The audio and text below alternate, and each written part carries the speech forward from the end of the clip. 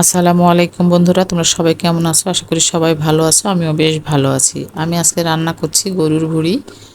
এই জন্য আমি প্রথমে আলুগুলিকে ছোট ছোট করে কেটে ভেজে নিয়েছি, আর একদিক থেকে আমি ভুঁড়িটাকেও একটু কষিয়ে নিচ্ছি। ভুঁড়ির ভিতরে আমি দিয়ে দিয়েছি লবণ, হলুদ, মরিচের গুঁড়া, ধনার গুঁড়া, আদা রসুন জিরার পেস্ট, পেঁয়াজ, গরম মশলা সব কিছু দিয়ে আমি ভুঁড়িটাকে একটু কষিয়ে নিচ্ছি।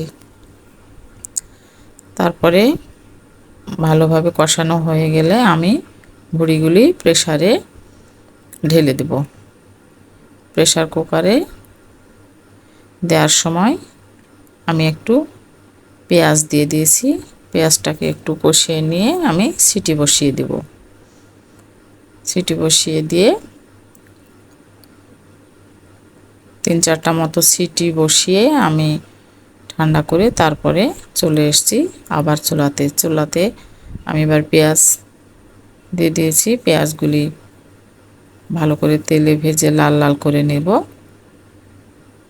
আমার পেঁয়াজটা ভালোভাবে লাল লাল হয়ে আসলে আমি ভুঁড়িটা ঢেলে দেব।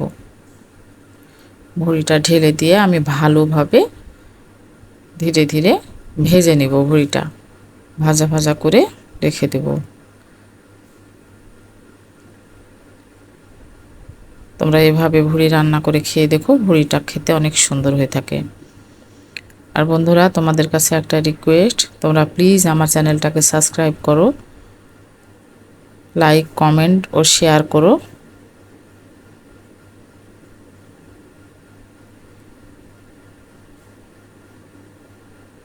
তোমরা কে কীভাবে ভুঁড়ি রান্না করে থাকো আমাকে কমেন্ট করে জানিয়ে যেও।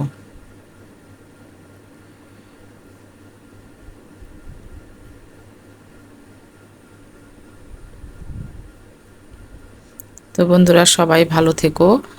আজকের মতো এখানেই বিদায় নিচ্ছি। আল্লাহ হাফেজ।